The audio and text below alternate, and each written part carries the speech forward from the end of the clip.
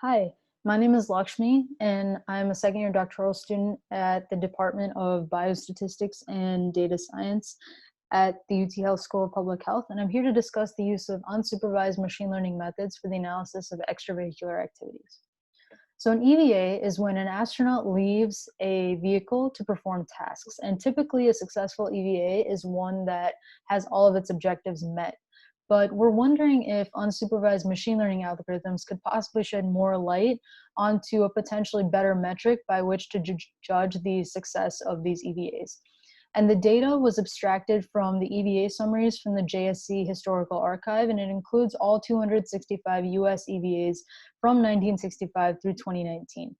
Some variables that I included were PET, which stands for phased elapsed time, so the duration of the EVA, the tasks that were scheduled and those that were accomplished, and the anomaly count. And the analysis was conducted primarily in R.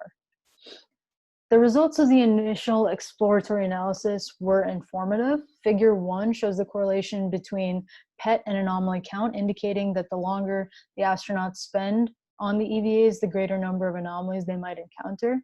Figure 2 interestingly shows that there's no correlation between the number of tasks that are scheduled and the percent of tasks that that the astronauts are able to complete. Figure 3 shows the association rules from the market basket analysis that I did.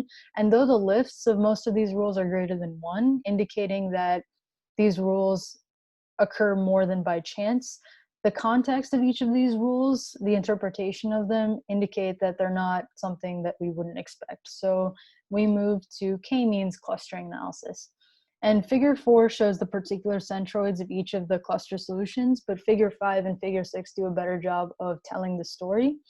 So figure 5 is a scree plot, and it's used to determine the optimal number of clusters. But due to the large amount of count data in my data set, you're not going to see that proper elbow and a nice plateau that you normally can identify to be a scree plot. So we're going to move on to the Sankey diagram. This diagram allows us to trace the destiny of each individual EVA across each of the clustering solutions, and allows us to see if the group's integrity are maintained as we increase the number of clustering solutions.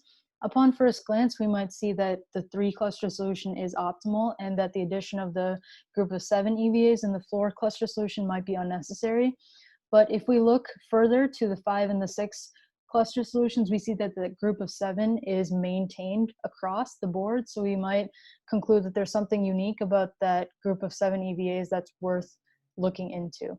So 4 clusters was the optimal number of clusters that we've determined to be optimal. So with that, I'm open to any questions. Thank you so much for listening.